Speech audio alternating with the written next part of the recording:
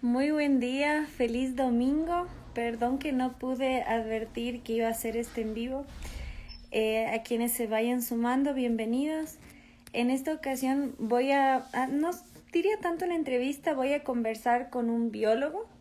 La idea es precisamente que ahora que justamente se quiso hacer un debate respecto a a ver, ahí está queriendo sumarse mi entrevistado. A ver, perdón. Bueno, ahí está. Entonces, la idea es poder tener una conversación, ya que el tema del debate, si legalizar sí o no. Hola, Hola, ¿qué tal, Mamela? muy bien, mucho gusto. ¿Qué tal? Para quienes recién se suman, les presento a Luis Hernández. Él es licenciado en biología de la Universidad de Zulia, Venezuela, ¿no? Así es, Mamela. Un Ok, gusto estar aquí.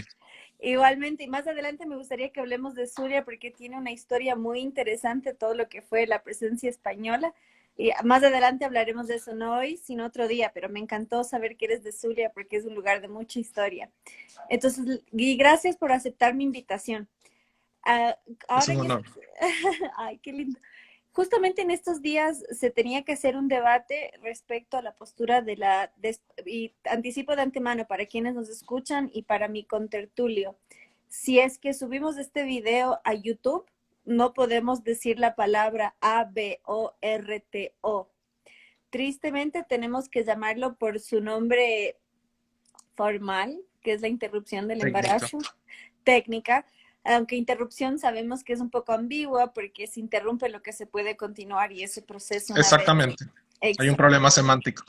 exactamente, exactamente. Entonces, la idea es justamente no tanto debatir, sino más bien yo voy a hacerle las preguntas al biólogo y la idea es justamente llevar este intercambio al plano científico, porque muchas veces se lo anula por asumir que es un tema netamente teológico, aunque me gustaría hacer ese pequeño paréntesis porque se ningunea al creyente haciendo creer que simplemente cree porque cree y ya, pero no cae en cuenta que justamente es porque dentro de quien tiene una estructura ética, moral, consensuada, la vida tiene un valor supremo.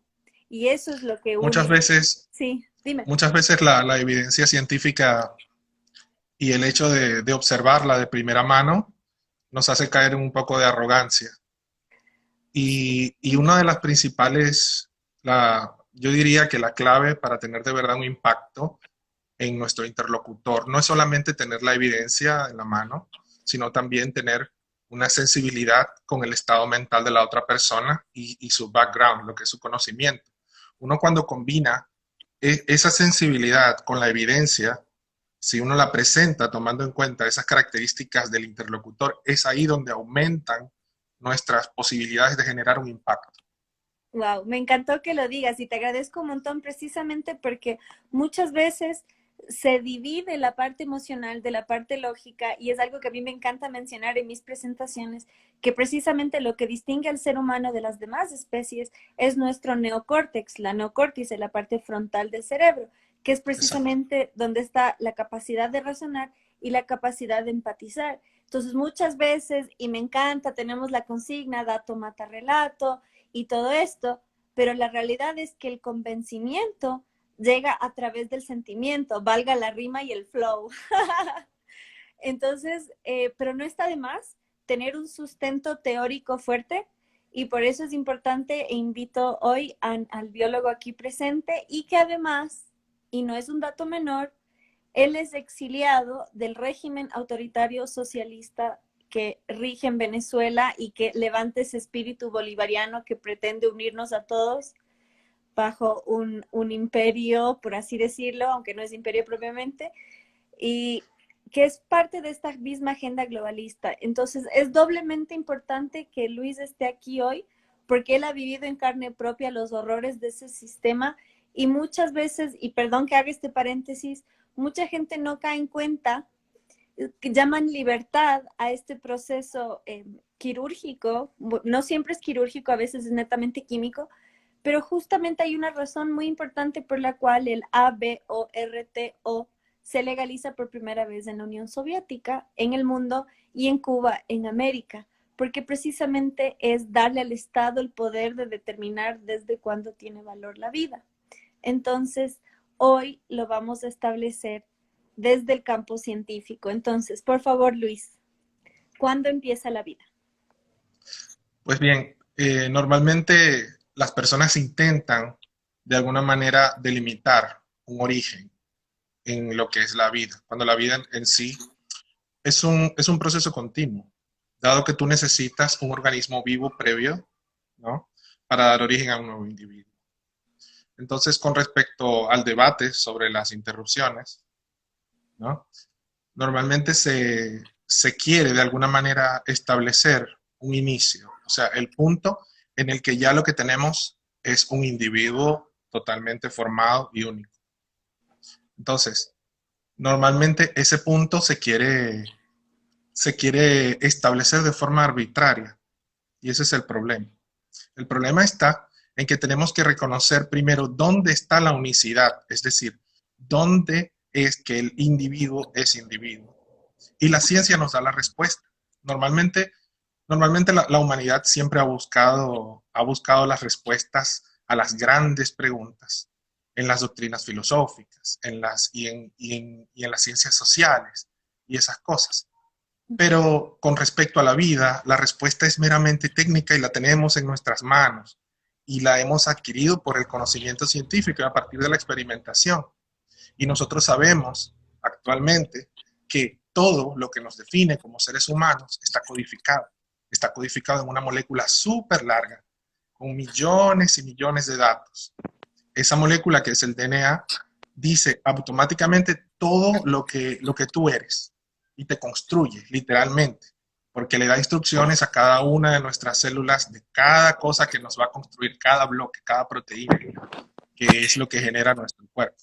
Entonces, la respuesta a la pregunta es ineludible y es el hecho de que una vez que se forma nuestra molécula, una vez que se forma nuestra molécula de DNA, nosotros somos un individuo y nuestra vida comienza. Perfecto, muchísimas gracias. Y hago este paréntesis porque me parece importante resaltarlo, lo que dices. Es indiscutible cuándo empieza la vida humana. Y justamente aclarar que no hay un debate en la ciencia en este tema. El debate es si es válido poner fin a esa vida, hasta cuándo. Y para ello, uno de los debates es, pero eso ya lo vamos a decir más adelante, es el tema de la sintiencia, la capacidad de sentir. Pero antes de eso, para ir justamente por etapas, y como bien dices, la vida es un continuo, una de las falsas dicotomías que se hace es equiparar al embrión o al cigoto con un espermatozoide. En ese sentido, se cae en una falacia de espantapájaros, que es en términos argumentativos, pero yo creo que es más que nada un tema de desconocimiento, pero también es un recurso discursivo para deshumanizar a esa pequeña persona. Entonces, si por favor nos puedes explicar la diferencia entre una célula totipotencial y qué distingue precisamente al espermatozoide del cigoto, del embrión, Ya. y en qué momento se es individuo. Gracias. Sí, con respecto a a lo que son las células germinales, lo que son el óvulo y el espermatozoide, tienen una diferencia fundamental. Y el hecho es que poseen la mitad de la carga genética de lo que constituye un individuo. Es en el momento en el que ocurre la fusión entre un gameto masculino y uno femenino, es que se da origen a lo que es todo lo que es un nuevo individuo, lo que es el cigoto como tal. Las células totipotenciales ya son los tipos de células que se generan después de ese procedimiento de fusión, una vez que ocurre la formación del cigoto y empieza una división sucesiva súper rápida, se forma una gran cantidad de células rápidamente y esas células que se denominan totipotenciales tienen la capacidad de diferenciarse en todos los tipos de tejido que constituyen el organismo al final.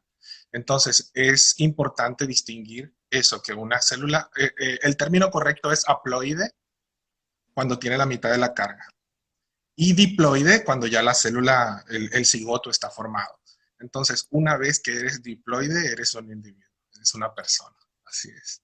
Exactamente. Entonces, en cuanto al ADN o DNA, como dijiste anteriormente, el espermatozoide tiene el ADN del papá, el óvulo el Así ADN es. de la mamá y el cigoto ya tiene ADN propio. Y hago un pequeño paréntesis, ya sé que dije mucho paréntesis en esta presentación, pero todo esto surgió precisamente por el debate que iba a haber entre Gloria Álvarez y Lupe Batazán.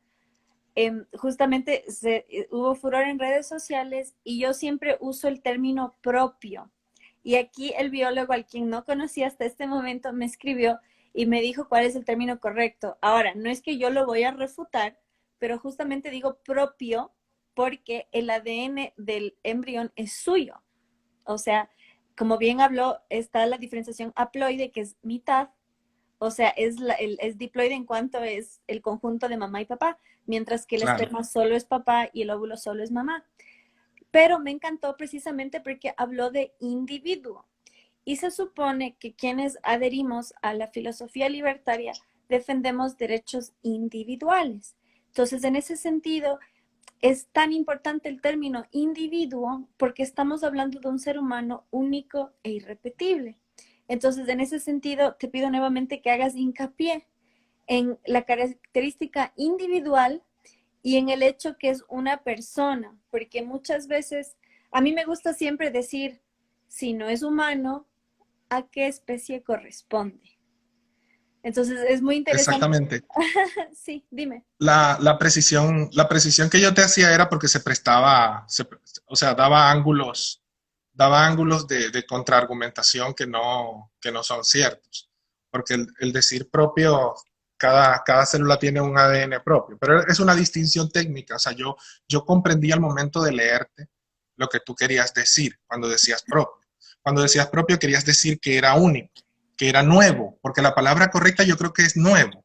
Ajá. Porque cuando se fusionan los dos gametos, aparece el cigoto. Esa molécula de DNA que se forma es nueva, no existía antes. Es la fusión de las de dos mitades que ahora son funcionales y dan origen a toda una serie de procesos maravillosos.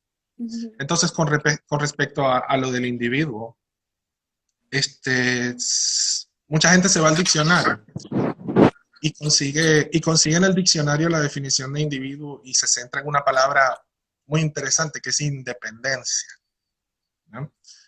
Se centra en la palabra independencia y normalmente ahí es donde, ese es el punto pivotal de lo que es toda la argumentación. Yo pienso que es el punto central de la argumentación para decir que no es un individuo. Ujú. Y de hecho eso lo utilizan mucho las personas la persona que tú mencionaste que estaba en el debate, alude muchas veces a la falta de independencia del que se está gestando para decir que no es un individuo. Pero, pero el detalle es que si bien no depende de su madre en esos momentos, todos los procesos que dan origen a su formación, todos los procesos que generan la diferenciación, todas las señales químicas que generan que cada grupo de células totipotenciales empiece a generar un tejido totalmente distinto del otro, provienen del set de instrucciones único e irrepetible que tiene dentro cada una de sus células. No vienen esas instrucciones del DNA de la mamá. Entonces, todos esos procedimientos los realiza él independientemente. Entonces, hay una forma de afirmar que eso que se está formando es un individuo, ya que sí tiene independencia en todos sus procesos. Lo único que depende de su madre desde el punto de vista nutricional y de su protección. De la misma manera en que todas las personas que habitan en el planeta Tierra necesitan del ambiente en el que se encuentran. Eso quiere decir que si llegara un ente superpoderoso y te extrajera a ti, Mamela, del planeta, cuando tú sales, por supuesto, no puedes mantenerte por ti mismo porque no estás en las condiciones apropiadas. Eso significa que tú no eres un individuo, entonces. O sea, el argumento se cae por completo. No, te Y agradezco. además, ya con simplemente tú referir unicidad, al tú hablar de unicidad y de lo que es la independencia en cuanto a todos los procesos que te construyen, ya entonces estamos hablando de un individuo. Perfecto, gracias, te agradezco un montón, sobre todo el hecho de hablar de independencia, Porque, y tú hablaste de la vida como un proceso continuo. Permíteme hablar de la vida como un ciclo. En mi experiencia personal, no ha habido experiencia más grata, valga la redundancia, que cuidar de mis ancianos en los últimos pasos de su vida, precisamente porque ellos me cuidaron a mí cuando yo empecé a andar. Entonces, si limitamos la independencia a ser el factor que otorga humanidad, entonces nuestros ancianos tampoco son humanos. De hecho, nosotros tampoco cuando tenemos un accidente. Me ha pasado con personas muy queridas que pierden hasta la facultad de ir al baño y yo les he asistido en ese proceso. Entonces, es muy arbitrario hablar de independencia y en ese sentido me gustaría mencionarte o preguntarte, mejor dicho, tengo entendido que cuando la madre tiene una deficiencia en la gestación, el feto le puede enviar nutrientes.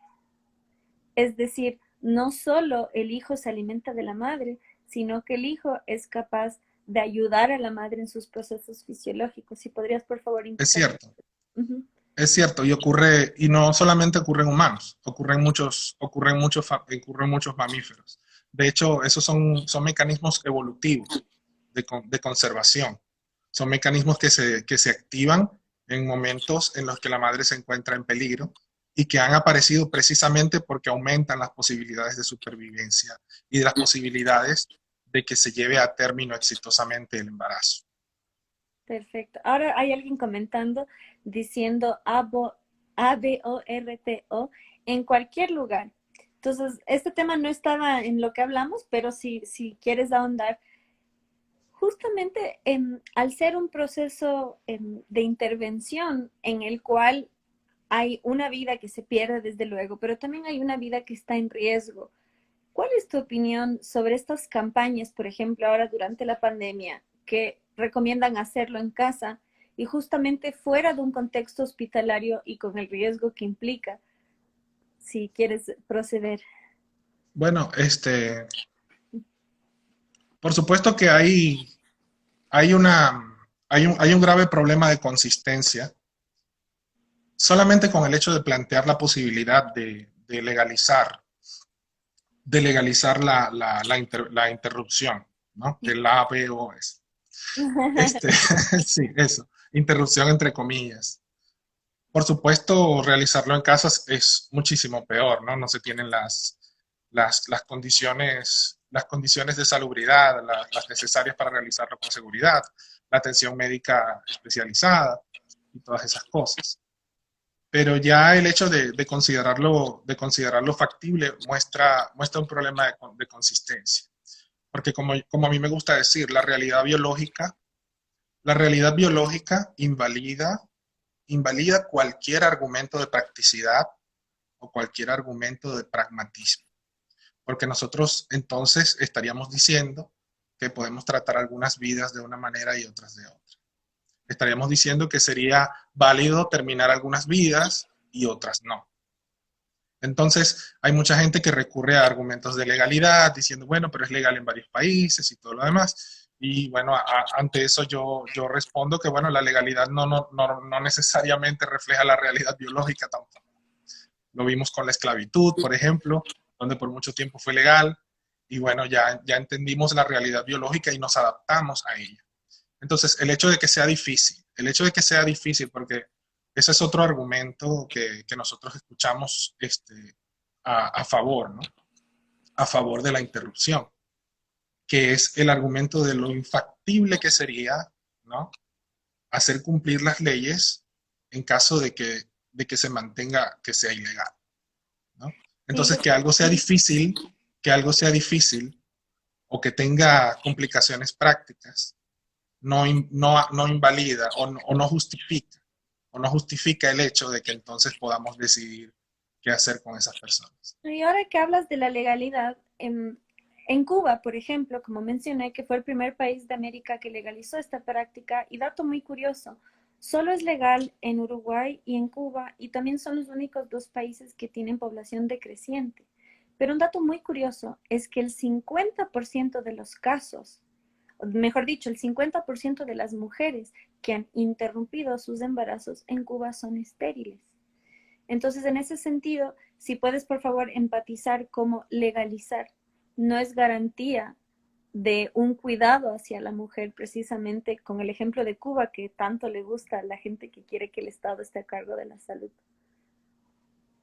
Exactamente, el hecho de que el daño que causa a las personas realizar la interrupción de un proceso natural muchas veces es peor, es mucho peor. Entonces no tiene asidero el argumento a favor de la interrupción, precisamente porque estaríamos creando el mismo problema, pero a una escala incluso mayor. Pero como te comentaba, y yo quiero insistir en este punto, ¿no? Sí. La argumentación en contra de interrumpir los embarazos, gira en torno a la definición de la vida. Porque todos los argumentos que hablan de relaciones de costo-beneficio y esas cosas incurren en inmoralidad porque están pasando por encima del hecho de que es un organismo nuevo y que está vivo y que es una persona. Entonces, ese argumento ya debe bastar y sobrar. La realidad biológica, la realidad objetiva, debe bastar y sobrar para convencer. Porque sencillamente, si partimos por definición que es un ser humano, entonces cualquier argumento que se realice para justificarlo, basándose en razones meramente prácticas, es inmoral. Perfecto. Hay muchos comentarios de gente no muy amable que hablan del tema legislativo. Y en ese sentido me gustaría mencionar el caso de Maureen Kondik, que es una experta en embriología. Es muy, muy interesante. En Estados Unidos, en el 2013, se logró presionar para que no exista más el aborto de parto parcial. Perdón, dije la palabra prohibida. Este proceso, para quien no lo conozca, consiste de inducir el parto, sacar el cuerpo del feto ya totalmente formado y dejar solo dentro de su madre, del canal vaginal, la cabeza. Entonces, lo que se induce es, se introduce en la zona cerebral, aquí en la base. Perdón para quienes son sensibles, pero así de gráfico es, porque hay gente que cree que cuando es legal ya no hay trituraciones, ya no pasa en etapa avanzada y no es la realidad.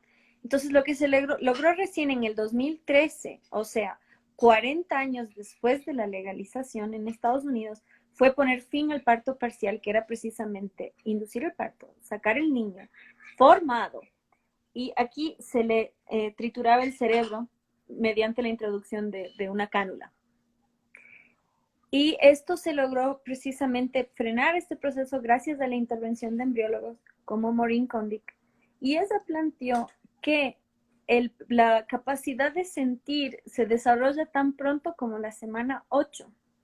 Y dijo que la forma en la que se manifiesta es mediante el impulso y el reflejo de alejarse. Y de hecho se ha visto ya en muchas ecografías que el embrión, porque en la semana 8 todavía es embrión, para quien no sepa, la transición es en la semana 9, se ve cuando ingresa en el canal vaginal y ya en el útero el aparato que va a remover al niño, porque para quien no sepa, legalmente somos niños desde la concepción. En la Constitución del Ecuador, por ejemplo, y en muchas otras, el Pacto de San José, que somos firmantes todos los países de la región, se garantiza el derecho a la vida desde la concepción. Entonces, decir niño a un embrión es correcto terminológicamente, para aclaro, porque me parece muy importante justamente tener la terminología adecuada y por eso te llamé, por esa corrección que me hiciste, aunque la refuto amablemente y agradezco también que me digas por qué mejor evitar esa ambigüedad, porque sí, te van a criticar por lo que fue.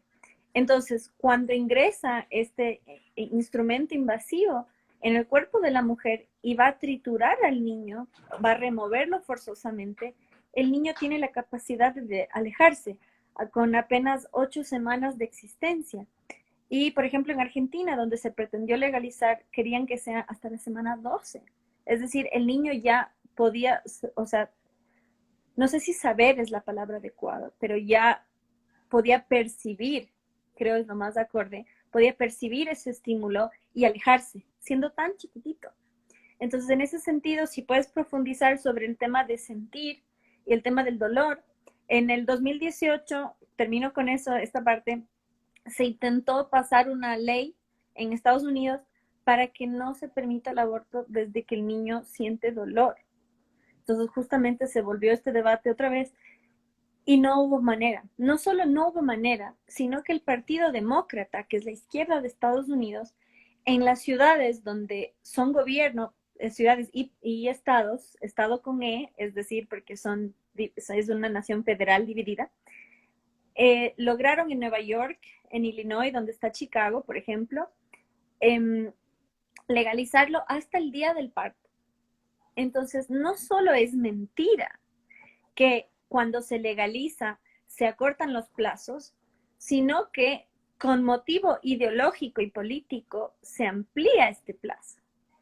Entonces, justamente tuvieron el poder de decir desde que siente no. Y de hecho se planteaba tan avanzado como el mes 6. Y no hubo manera. Al contrario, lo empujaron. Entonces, sí, por favor, puedes elaborar. Terrible. Sí. La sensación de dolor en mamíferos aparece en los periodos de desarrollo embrionario cuando ya se desarrolla el sistema nervioso. El sistema nervioso, que es el que permite que ocurra ese nivel de respuesta a estímulos externos. Si bien en humanos se da entre las 6 y 8 semanas. Entonces, entre las 6 y 8 semanas se forma toda esa red sensorial, y cuando llega a las 10 semanas ya la red sensorial incluso alcanza los deditos. Alcanza los deditos y son capaces ya de tener un sistema de sensores que detecta sus alrededores casi por completo. De hecho, hay algunas situaciones en las que pueden responder incluso al tacto por encima de la barriguita de la mamá. Entonces uno toca y el feto reacciona. Entonces, obviamente estamos hablando de someter a una persona capaz de sentir a una tortura que termina en muerte al momento de someterlos a esos procesos tan crueles.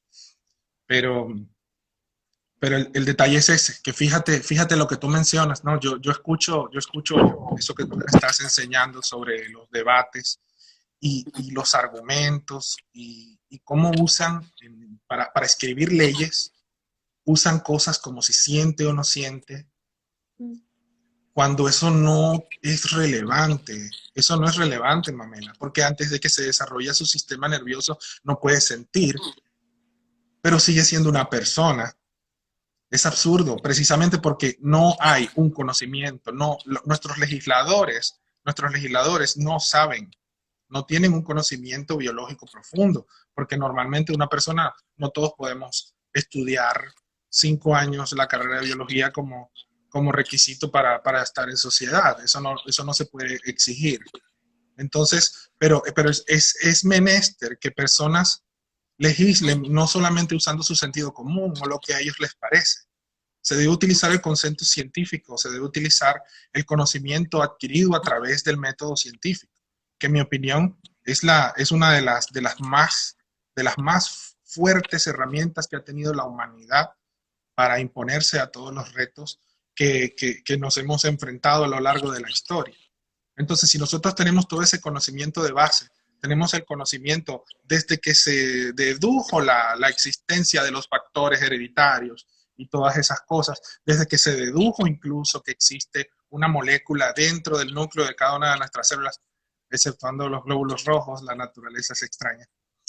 Pero en la mayoría de todas esas células existe esa molécula que tiene toda nuestra información y que incluso codifica aspectos y rasgos generales de nuestra personalidad. Entonces, teniendo esa información de mano, estamos debatiendo si el feto siente o no siente. Y eso es muy frustrante, Mamela, en mi opinión. No, y me parece muy interesante que aclares que es desde la semana 6 y justamente la semana 8 que yo mencioné es del culmine de una etapa. Es un rango, Mamela, es un rango. Eso es variable. Claro, y de hecho lo digo porque, para quien no sepa, el ciclo menstrual dura en promedio 4 semanas, por lo cual uno no detecta el embarazo hasta la semana 5 si es que es regular, sin la semana 6 si es que no, precisamente porque puede tardar o no. Entonces estamos hablando que en el momento que una mujer detecta su embarazo, su hijo ya puede sentir ese estímulo, puede sentir cuando entra un instrumento a arrebatarlo. Y dejo un dato curioso, en Cuba la regulación mensual es una campaña nacional mediante la cual, yo rimo un montón, parezco una rapera, pero es un recurso mnemotécnico pedagógico. Em, en Cuba, hasta la semana 6 no se registra la intervención, sino que forma parte de la regulación mensual. Entonces es muy interesante caer en cuenta que lejos de libertad, lo que se logra con este proceso es precisamente un control poblacional desde el Estado. Entonces, quienes dicen defender la libertad deben ser conscientes de este procedimiento que está en marcha y que no es casualidad dónde comienza. Yo, perdón que haga estos paréntesis políticos, me parece muy interesante porque, como bien mencionas, la ciencia es irrefutable en ese sentido. Entonces, No, y yo justamente, aprendo mucho escuchándote sobre todas estas cosas. Y bueno, al mismo tiempo que aprendo, a veces me indigno, ¿no? Ante cómo se manejan desde la ignorancia, incluso desde las más altas esferas de lo que es los sistemas legislativos. sí, y quería consultarte precisamente porque hay distintas etapas en las cuales se aborda este tema o se lo pretende justificar. Precisamente la sintiencia es una, pero ya llegó un comentario y agradezco un montón porque dicen, no es la capacidad de sentir, es la conciencia. Entonces, si por favor puedes profundizar sobre el tema de la conciencia. Es totalmente arbitrario. O sea, los requisitos para la existencia de una persona que normalmente esgrimen como argumentos son arbitrariedades. Que sea consciente, que pueda sentir, son arbitrariedades. Son arbitrariedades porque nada de eso es lo que te constituye a ti como una persona. ¿Ya? Lo que te constituye a ti como una persona es lo que es único en ti, lo que es único e irrepetible en ti, que es tu código genético. Y en el momento en el que ese código genético se crea, tú existes. Y todos los procesos que van a dar origen a todo lo que tú eres y lo que tú vas a hacer en el futuro están ya codificados en ese momento. En ese momento se sella lo que tú eres. Entonces, hablar de ese tipo de cosas y de colocar líneas arbitrarias en el proceso de desarrollo es totalmente absurdo. No tiene Comparto asidero. Es contigo. sencillamente una Y decisión en ese ideológica. Es una sí, decisión sí, ideológica, sí. poner la línea, bueno, tú eres un humano desde aquí o desde aquí. No, no podemos basarnos en ese tipo de cosas. 100% de acuerdo. Y debemos esa misma lógica, si es que aplica como lógica, esa dialéctica, diría yo. Eh, una persona que está inconsciente, ¿qué capacidad de sentir tiene? No está consciente. Podemos trasladarlo a esa persona. ¿Por qué la arbitrariedad de aplicar estos cánones solo cuando una persona está dentro del vientre o es que ya se aplica en este esquema? Por ejemplo, no es el tema de hoy, pero lo puedo mencionar, el tema de la eutanasia. En Holanda, donde ya es legal, ya puedes practicártelo si es que tienes un cuadro de depresión. O sea, ya ni siquiera aplica para una persona que tiene una enfermedad mortal, incurable, que tiene dolores insoportables, sino ya simplemente si no tienes ánimo de vivir. Entonces, en ese sentido, yo creo que se abre una caja de Pandora o lo que se habla en términos argumentativos, la ventana de Overton, una vez que se abre, no se cierra. Y en ese sentido, hago un llamado a la empatía, porque algo tan doloroso como la partida de un ser querido, ¿cómo normalizarlo al punto que en lugar de ayudarle a una persona con depresión, en lugar de apoyarla, que la solución sea matarla? Y lo mismo podemos trasladar al tema del aborto. De hecho, comparto la feliz noticia que en España el 92,71% de las mujeres que recibieron ayuda, es decir, apoyo, y en eso muchos liber progres, perdonen el término, pero es necesario decirlo, me atacaron y dijeron, apoyo suena a intervención del Estado. Y dije, qué lástima que trasladen su inacción a los demás, porque no, es justamente desde el sector privado, perdón, que se ayuda a estas mujeres con programas de contención y de apoyo. Y cuando ellas ven que no es la única alternativa, el 92,71% dijo sí a la vida. ¿Querías decir algo? Yo quería preguntarte algo sobre esto, ¿no? Porque si nosotros partimos de que el Estado libertario, y aquí corrígeme si estoy diciendo una burrada, obviamente no es mi campo, ¿no? Adelante.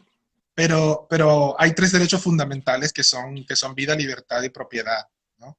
Entonces la única función del Estado debería ser garantizar esos derechos y proveer de los mecanismos para que esos derechos sean respetados, ¿correcto? Uh-huh. Entonces, el Estado entonces debe intervenir para proteger la vida, ¿correcto? Uh-huh. Entonces, ese mecanismo de apoyo no puede, no sería incompatible con el libertarianismo, o sea, en mi opinión. No sería incompatible con el libertarianismo porque estaría circunscrito en las funciones limitadas del Estado. Así es, 100% de acuerdo. Y para quienes no están tan familiarizados con el término, la triada de los derechos naturales precisamente plantea que el Estado no crea ni otorga derechos, sino por nuestra calidad humana son nuestras. Por eso la corriente filosófica o jurisprudencial se llama jus naturalismo, que es ley natural. Entonces, la idea es que por naturaleza son nuestros y partiendo desde esa premisa, el rol del Estado está limitado porque no es capaz de dar ni quitar derechos, sino que son nuestros. Su única función, como bien mencionas, es garantizarlos. Entonces, sí, hay una severa contradicción en proclamarse libertario y estar en contra del derecho más fundamental.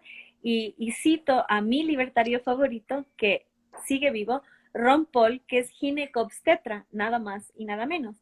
Y él dice, la lucha por la vida es la lucha de nuestros tiempos, porque si no defendemos ese derecho, no habrá derechos por defender. Y me disculpo con los sensibles.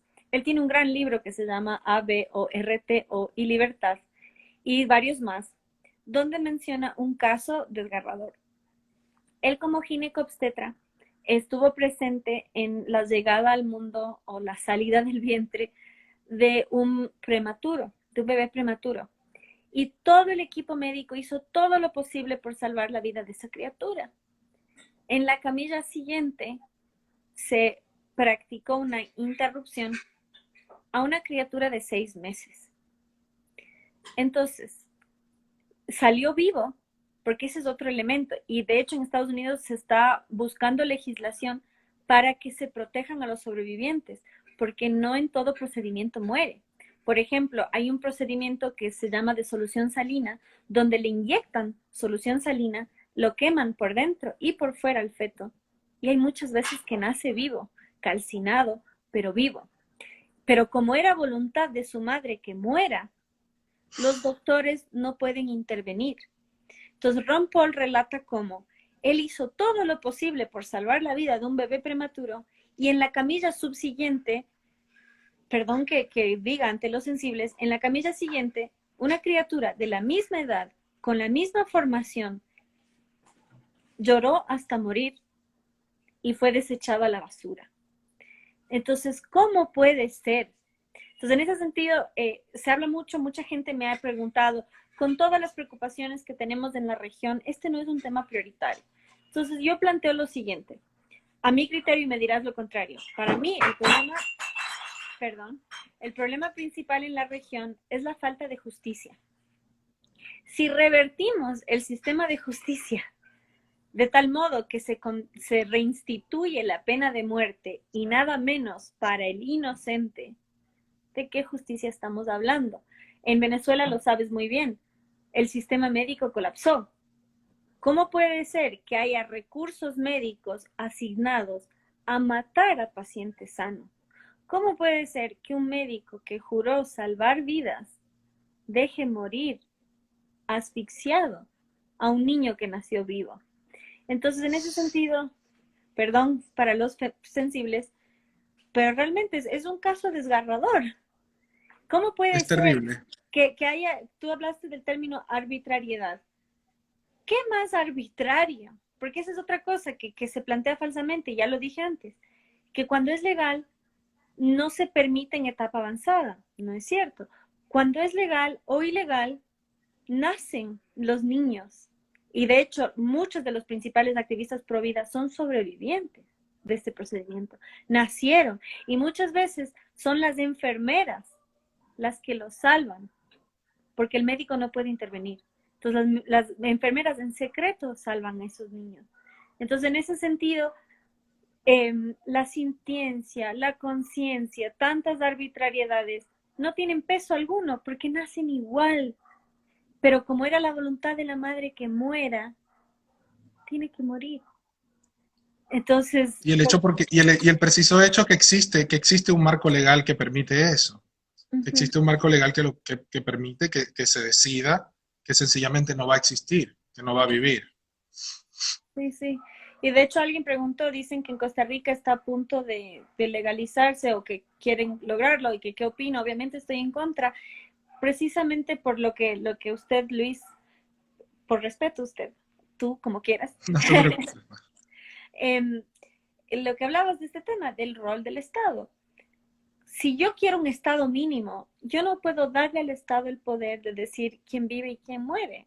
Si yo quiero un Estado Exacto. limitado, yo no puedo permitir esa inversión del sistema de justicia. Y en eso no quiero irme tanto al plano filosófico legislativo, sino preguntarte a ti algo muy importante desde el plano científico. Comúnmente se plantea el hecho que, ay, perdón, disculpa, em, perdón, me fui. Tranquila, que pasa. sí, perdón. Perdón. Bueno, abro este paréntesis de una vez. El tema de la ONU. Para quien no sepa y si no sabes, lo comunico. La ONU, dentro del programa de la pandemia, exigía legalizar este proceso en los países donde no es legal. Y fue Estados Unidos, obviamente con Trump, Brasil, obviamente con Bolsonaro, y la Liga Africana, quienes se opusieron. Y en ese sentido, me gustaría hacer hincapié todo lo que está pasando, Black Lives Matter, estas asociaciones.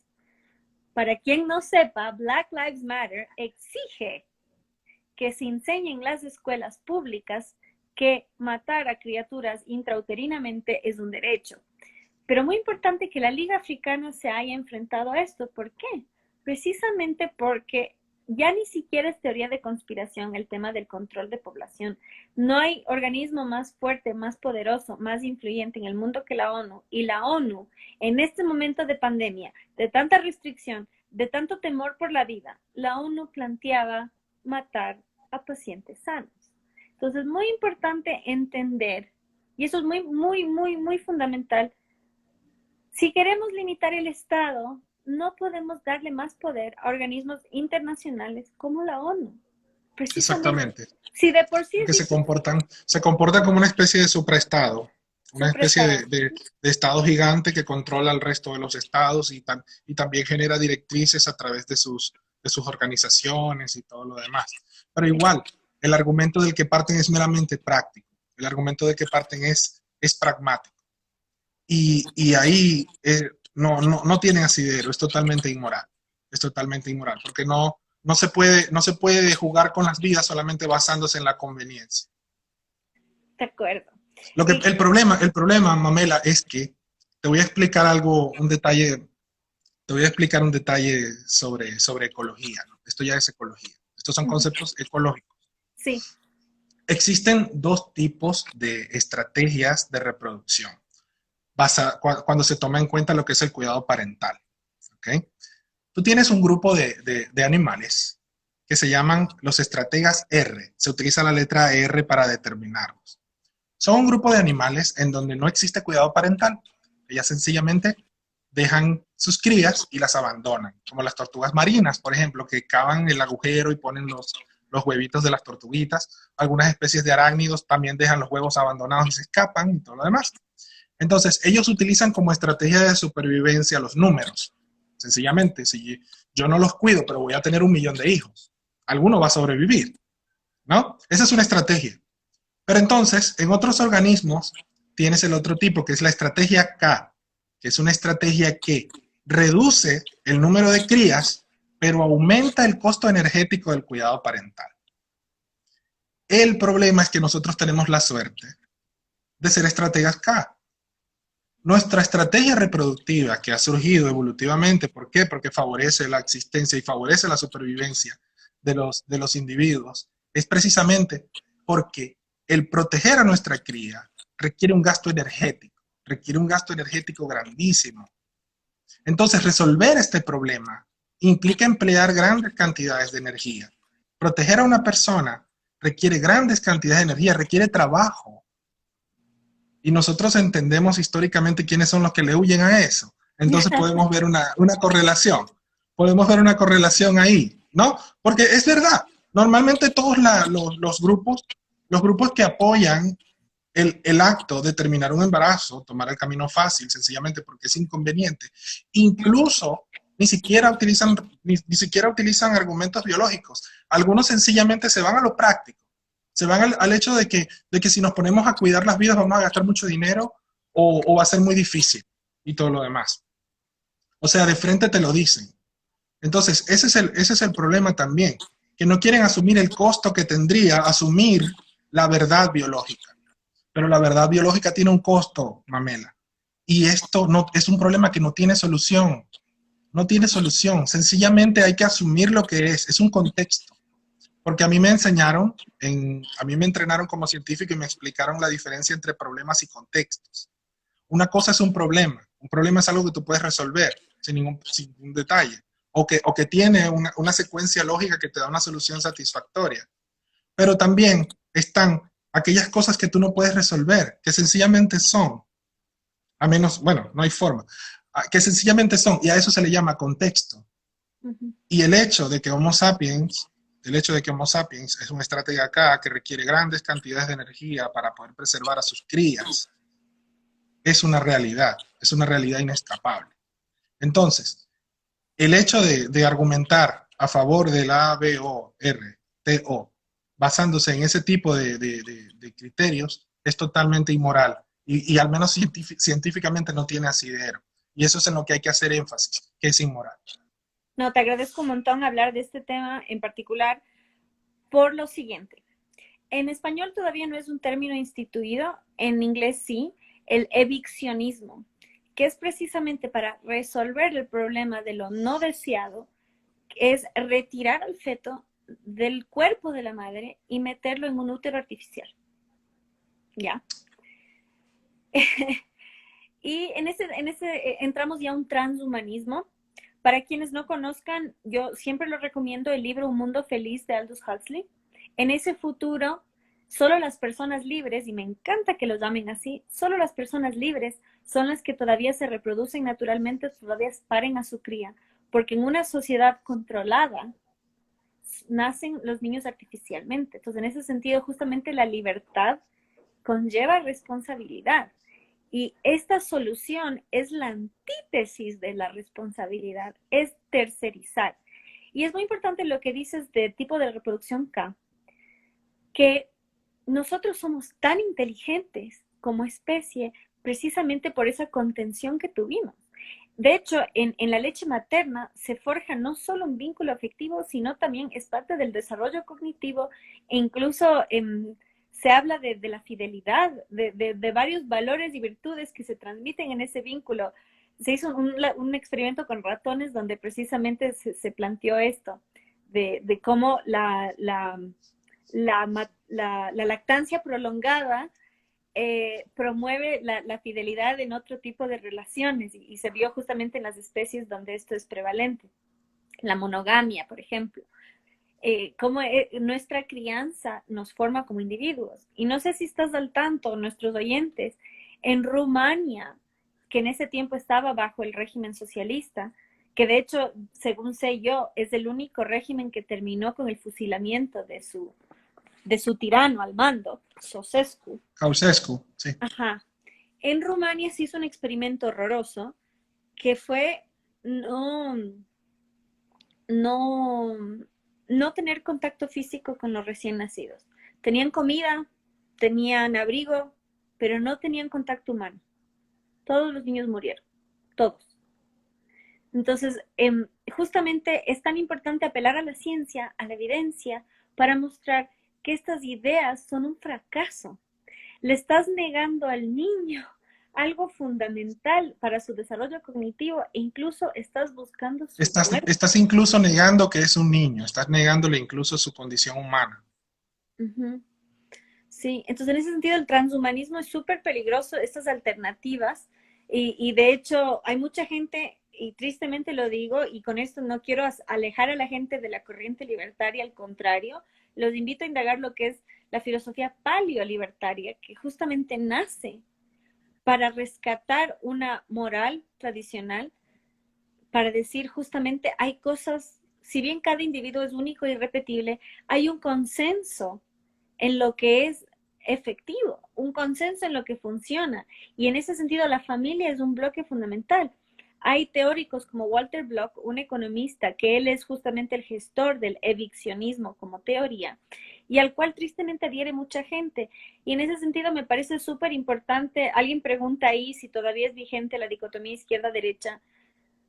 Yo estoy abierta a la posibilidad de equivocarme, de hecho tú estás aquí precisamente porque me hiciste una corrección, pero yo sí creo fielmente que la dicotomía está entre personas que exigen derechos y personas que hacen prevalecer deberes. Yo creo fielmente que debe haber un equilibrio entre deberes y derechos, que no puede haber derechos por derechos sin deberes. Y justamente para ser libre hay que ser responsable. Si tu visión de libertad es deshacerte del niño, sea matándolo o gestándolo en un útero artificial, entonces no estás gestando, no estás elaborando, no estás construyendo una sociedad responsable. Estás construyendo una sociedad donde las responsabilidades se hacen a un lado. Entonces, en ese sentido, si tienes algo para profundizar sobre el tema, me gustaría saber sobre esta alternativa. Sí. Las alternativas de la gestación extrauterina son, ahorita sencillamente sencillamente están en papel, pues. No hay avances significativos en el campo, pero teóricamente son posibles. Teóricamente son posibles, hay mecanismos que podrían hacerlo posible. Quizá pueda tener una aplicación terapéutica, podrían resolver algunos problemas, ¿no? Pero obviamente el uso que se le daría, el abuso del que serían objeto por parte de las personas que no quieren hacerse responsables, sería pues como una desventaja tremenda en ese aspecto. Entonces, lo que yo te quería comentar con respecto a esto, y quería saber qué era lo que tú pensabas, era sobre el planteamiento de la interrupción, o no, sobre el planteamiento de una persona embarazada, de que ella vea su embarazo como un conflicto de derechos. O sea, ¿cómo piensas tú o cómo abordas tú la afirmación de que una mujer que no desea a su hijo, ¿verdad? Y si partimos del hecho de que el hijo es una persona en el vientre materno, que es la realidad, entonces estarían en conflicto dos derechos fundamentales de la tríada, ¿no? De la tríada que es la más importante de todas, ¿no? Estaría en conflicto la vida y el derecho a vivir que tiene esa persona, y estaría también en conflicto la libertad de la persona que lo está gestando, ¿no? Yo te voy a decir lo que yo pienso. Sí. Yo pienso que cuando ocurre un conflicto entre dos derechos fundamentales, como este caso, porque esto es un caso muy particular. Normalmente los conflictos entre derechos fundamentales en la sociedad, las soluciones tienden a ser satisfactorias para ambas partes. O sea, hay cabida a negociación. O sea, no es lo mismo colocar yo, por ejemplo, la valla de mi propiedad 30 centímetros más allá y que vayamos a un juzgado y bueno, ponla un poquito más acá. Y ya entonces un conflicto entre nuestras propiedades se resuelve frente a un juzgado sin mayores daños colaterales, ¿no? Pero aquí estamos hablando de un conflicto que ocurre entre, en el caso de que resulte perdedor, una de las partes lo pierde absolutamente todo, ¿no? Pierde totalmente todo su potencial, toda su vida. Entonces yo pienso que hay que poner en orden esos derechos en ese caso. Nosotros tenemos que hacer prevalecer el derecho a la vida y decirle a esa persona, bueno, tu libertad también vale. Nosotros no estamos diciendo que no vale. No estamos diciendo que tu libertad es insignificante, ni estamos pretendiendo ser dueños de ti, ni nada, como es algunos argumentos que también leo. Pero hay otra persona que si yo cumplo y respeto tus derechos, elimino por completo las de la otra persona. Entonces, la solución tiene que ser que alguien tiene que ceder. En esta situación, alguien debe ceder. ¿Y quién debe ceder? Debe ceder el que pierde menos, es mi opinión. Mi opinión es, el que debe ceder es el que pierde menos. Y la persona pierde 9 meses de su vida, 9 meses de su vida gestando a la otra persona, mientras que la otra perdería por completo su derecho a existir. Sí, de acuerdo contigo y permíteme llamarlo una falsa dicotomía, precisamente porque sería un conflicto de interés si es que la mujer muere a cambio de su hijo y por tener un hijo no es que te mueres. Entonces es un falso equivalente. Es válido que lo plantees, es una falsa analogía, pero que se usa comúnmente. En ese sentido... Pero hay algunos libertarios que no ordenan por importancia los derechos, sino que los igualan, ¿no? Que dicen que la libertad, o sea, tú lo que estás diciendo es que es falso equiparar una cosa con la otra. No, lo que yo digo es, es muy válido que lo digas y me encanta que lo digas y la autocrítica es fundamental y por eso es que justamente nace la filosofía paleolibertaria para distanciarnos de lo que Rothbard llamaba libertarios modales, precisamente porque son gente que adhiere a la moda del momento y yo los llamo hedonistas porque son cortoplacistas, son gente que vive en el momento y justamente como su presente se ve afectado, entonces la solución es erradicar, desechar, matar, mientras que el paleolibertario precisamente tiene una moral tradicional porque ve lo que funcionó en el pasado y lo que garantiza un futuro. Entonces precisamente ve a la libertad como un legado que fue heredado y merece perpetuarse. Entonces, en ese sentido, es muy importante lo que planteas porque es una falsa dicotomía, como bien te digo. Ahora bien, médicamente y penalmente, cuando hay conflicto entre la vida de la madre y el hijo, se permite el aborto, precisamente porque va a morir. Ahora, hay muchos médicos que plantean que digamos, la mujer no se salva por matar a su hijo. Entonces, en ese sentido, hay un nuevo conflicto.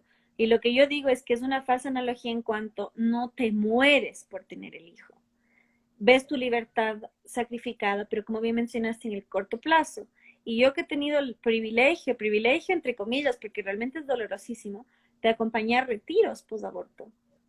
Esa solución en el corto plazo, en el largo plazo, tiene secuelas físicas y emocionales brutales. Como bien mencionamos, en Cuba, el 50% de las mujeres terminan estériles. En Finlandia, por ejemplo, donde es legal, el suicidio, el alcoholismo y, digamos, la propensión y la drogadicción aumenta en un 500%. Entonces, una solución a corto plazo, sí, de mi presente actual, puede ser, pero lo que no ven es que así como la vida es un continuo, la psiquis es mucho más que el yo. Es todo lo que va a pasar en los meses y años venideros. Te cuento, tenemos 50 segundos, si quieres despedirte, ahora es el momento. Bueno, de verdad es la primera vez que hago algo como esto, ¿no? Nosotros, bueno, mi esposa es tu fan, te ama, siempre te está escuchándote a ti cuando haces los vivos con Agustín y yo también, por supuesto. Bueno, me siento muy agradecido de haber tenido esta oportunidad, porque muchas veces nosotros estamos aislados y tratamos de escribir nuestras opiniones en las redes sociales y no nos hacemos escuchar. Y muchas veces yo tengo esa sensación de que no se le pregunta a la gente que ha dedicado su vida al estudio de estas cosas, ¿no? Algo que es tan importante como lo que es la toma de decisiones referente a la vida de las personas. Muchas gracias por tu tiempo.